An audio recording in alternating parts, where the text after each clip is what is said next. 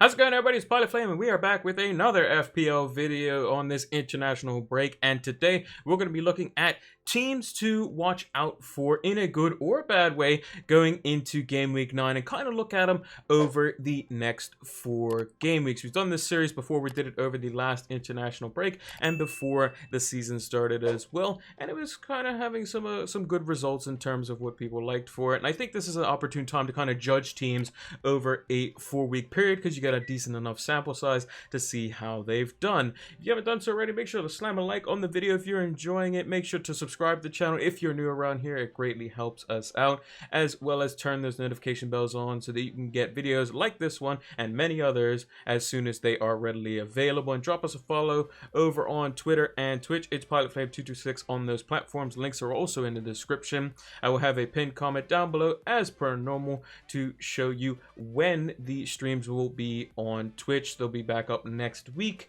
The Monday one is going to be a little bit delayed from the time that we originally do it. It's going to be 8:30 p.m. EST, at least that's tentatively, just because a lot of people on the poll that I put said that they'd rather a little bit later so they can come in and interact. So I thought that might be a great idea. And the deadline streams are going to be back to normal as always. So without further ado, let's get into the video.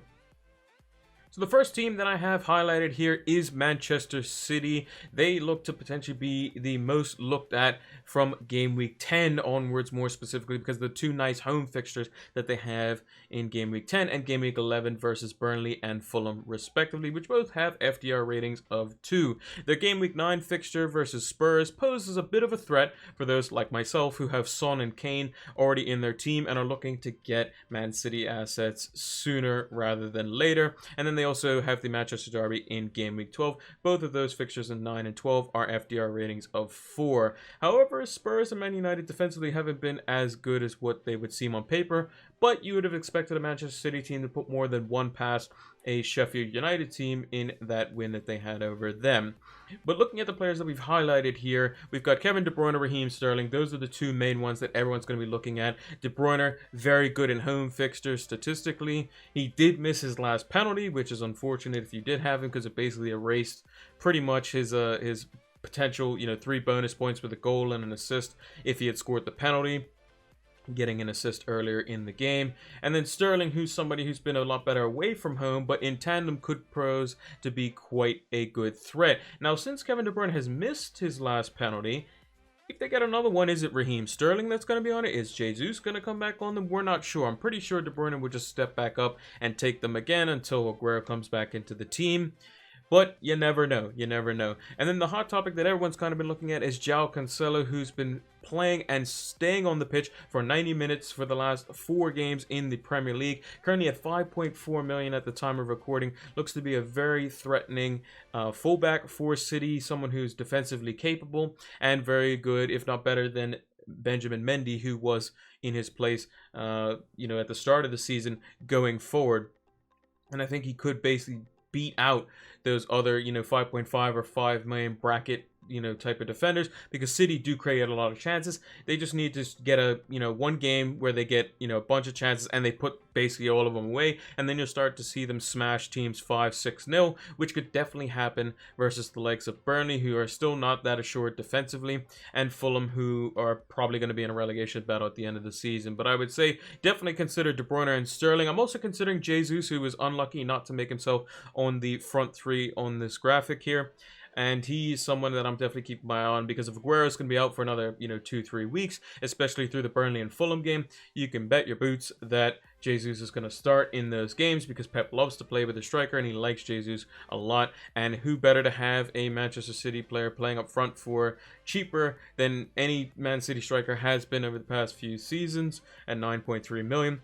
He's going to get a lot of chances, and hopefully he can score them if you do bring him in. But Sterling or De Bruyne is definitely what I'm looking at this week for sure. João Cancelo, maybe we'll have to see. My budget's a bit tighter for defensive options. But De Bruyne or Sterling definitely coming into my team, and maybe both of them going into game week 10. Now, the next team that we have in the list is the team that just drew with Manchester City, and that was Liverpool. Now, you might say, oh, Pilot, these are 2 quite obvious teams. But they do have very good runs of fixtures, and they do have, very good threats for potentially different parts of the pitch. Yes, Salah and Mane, who I've listed here, are basically similar to the De Bruyne and Sterling, kind of like, you know, price points as it were. Mane and Salah a little bit more expensive, but instead of more of a defensive option, I'm not even going anywhere near that. Jota looks to be a potentially very good, valuable asset. He went down in price, I think, once or twice, and it's gone back up to 6.5 million. And potentially getting, you know, double up or triple up of these players could be on the cards going into game week 9 onwards as well. So if you look at the fixture, Leicester at home, Salah's typically good, you know, at home. He scores quite a lot at home. Mane's done well at home in recent times, or at least it looked a little bit better rather than just being kind of Salah at home, Mane away.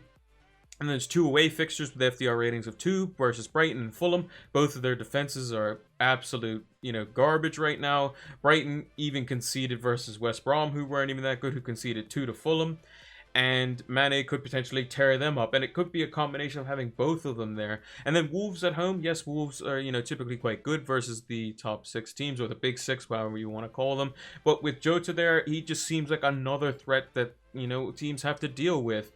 There was, you know, a game in recent, I'm not sure if it wasn't the City game, it was the game before that, I believe, where basically Shaqiri was brought on and basically created this wonderful pass for Jota, who scored. And it's just like, oh, I'm paying attention to Salah, I'm paying attention to Mane.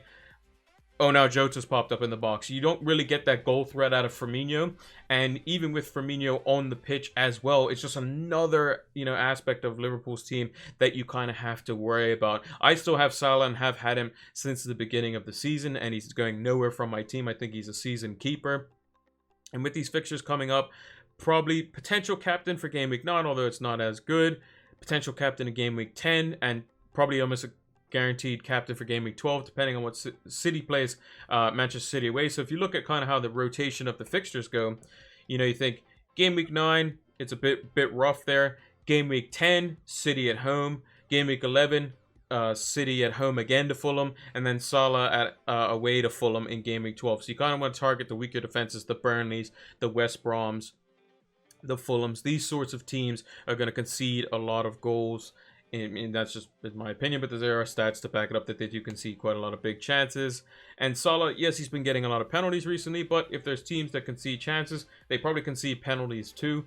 And I think that both City and Liverpool can benefit from that. So I think City and Liverpool definitely going to be in everyone's team, or at least should be going into game week 10 for sure, but probably before that in game week 9. I think that Liverpool could still do quite well versus Leicester, and I still think City could definitely beat, and are more than capable of beating Tottenham, even though that in their, you know, in their Champions League double, you know, the 2 games that they had where Tottenham knocked them out, you know, they'll definitely want to avenge that sort of, you know, right their wrongs, as it were, and have a very convincing defeat. Mourinho's team's been on the rise. So a combination of a Liverpool and a City asset for sure to rotate for captaincy specifically, I think is a must going into Game Week 10 onwards. Now, the next team that we have on our list has been absolutely on fire, and that is Aston Villa.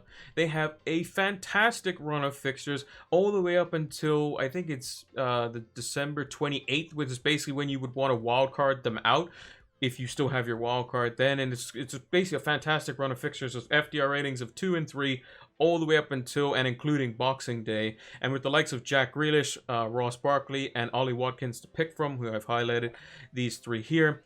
They're all great options in my opinion. I think Grealish, being the captain, never going to be subbed. You know, he's going to play 90 minutes.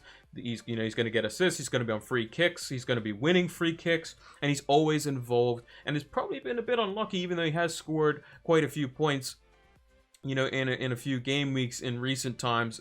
Lastly, the game week just gone, he always has that potential to get, you know, goal, assist, 3 bonus points. You know, double assist, 3 bonus points. He's just the talisman of the team. And if they score, it's most likely he's made the key pass, he's got the assist, or he's scored. Ross Barkley has also been a revelation at Aston Villa.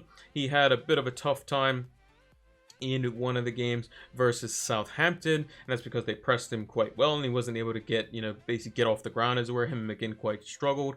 But if you give him space, he can drive into those spaces. He can, you know, drift out left-hand side and allow Grealish to take up the central spaces. And for 6 million could be a fantastic budget option in midfield, especially since he's just basically playing pseudo-striker to Ollie Watkins, who we also have highlighted here, who's gone up in price. And we know that he's on penalties as well. And if there's any teams that's going to give away penalties, it's probably going to be Newcastle and Brighton, which are both home fixtures. Their defenses haven't been great. Newcastle could be, not able to score any goals, as they basically are just relying on the brilliance of Callum Wilson to basically get them a pen or get them something. Brighton only scored 1 versus West Brom, and they are quite wasteful with their chances. West Ham only won 1-0 their last game, and it was at the very, very end, and arguably could have been offside depending on how you wanted to look at it. And Wolves don't really score many at all, so you think it's probably going to be one-way traffic for these 3 or 4 fixtures depending on which ones you favor. And I think that Grealish, Barkley, Watkins, all great options. Even a double up might be considered a sword, as it were. So a shield pick is someone who's highly owned and you just have in your team week in, week out. So Grealish is getting up to that percentage. Son has been that for the past few weeks, same with Salah, these sorts of players. A sword would be as if you have one of them and you pair them with another player. So basically Grealish plus Watkins could be that type of edge that you might get your team going for. But I think Aston Villa are fantastic picks, and Emi Martinez is another one as well. A lot of people have been going to him. Aston Villa's clean sheet potential hasn't been looking as good in recent game weeks, but versus Brighton and Newcastle specifically, and maybe even Wolves, I might say that they probably are in for a good shout. But these 3 guys, keep an eye out for them and potentially be bringing one in this game week in Game Week 9. I think they're too good to pass up on, and I'm certainly eyeing up at least one of them going into Game Week 9 or 10. Now, the last team that we have on our list isn't for necessarily the good reasons, but some of the potential bad ones, and that is Leeds United. They have a pretty rough schedule going into the Christmas period, with Arsenal at home, Everton away, West Ham at home with FDR ratings of 3 in Game Week 9, 10, and 12 respectively, and then Chelsea away in Game Week 11. Now, Leeds' defense hasn't been great. A lot of people, like myself, a lot of players have been looking at Ayling and Dallas because of how good of chances they can create. Dallas scored a couple of games ago, a bit of a fluky goal, but he did manage to get one.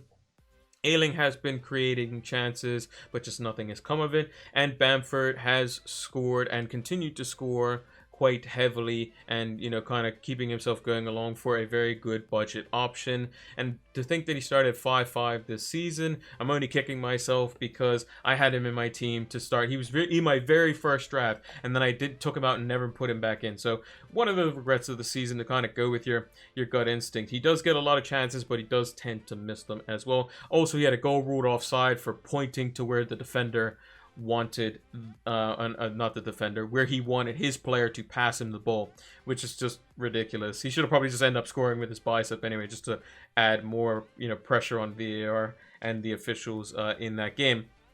But in all seriousness, the fixtures don't look good defensively. I don't expect any clean sheets in any of these games. I think Arsenal at home, the way Leeds play, it plays right into Arsenal's hands, who want to soak up the pressure and then counter. Everton, yeah, they might score versus Everton, but Everton are also very lethal in their own right on the break. Chelsea the same way. West Ham are also very good, especially if Antonio's back by then, which he should be, assuming no setbacks. And I just think that Leeds defense could be in a bit of trouble. The only player that I can see probably worth having in this, these fixtures to be kind of fixture proof, as it were, is Bamford, because Leeds are so attacking and they will get chances to score at points in the game. But Leeds, I would say watch out for them.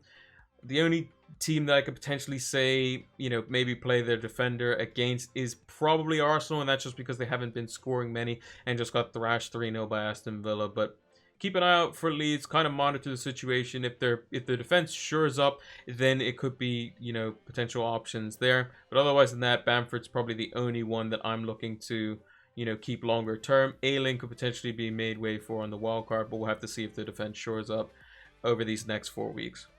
And that's going to do it for the teams to watch out for in Game Week 9 all the way up until Game Week 12. We do it in 4 game week chunks, just so you can get a little bit of an idea as to what teams are, going to be looking like over a normal data size. And if you enjoyed the series, make sure to leave a like on the video, subscribe to the channel if you are new. We greatly appreciate it, and make sure to turn those notification bells on so that you can get great videos like this one as well as many others as soon as they are readily available. And make sure to drop a follow over on Twitter and Twitch. It's PilotFlame226 on those platforms. Links are in the description. We will post any updates to lineups or video announcements over on Twitter, as well as when we go live on Twitch, which there will be a pinned comment down below as to what times our next streams will be. We will have one Monday coming, which is, I believe, I can't do math, but I will bring up the calendar really quickly. It is the 16th, and that is going to be at 8:30 p.m. EST. If there's any change to that time, I'll make sure to put it over on Twitter as well. And then we'll be doing the deadline streams as per usual for Game Week 9, 1 hour before the FPL deadline. Thanks for watching, and until the next one, take care.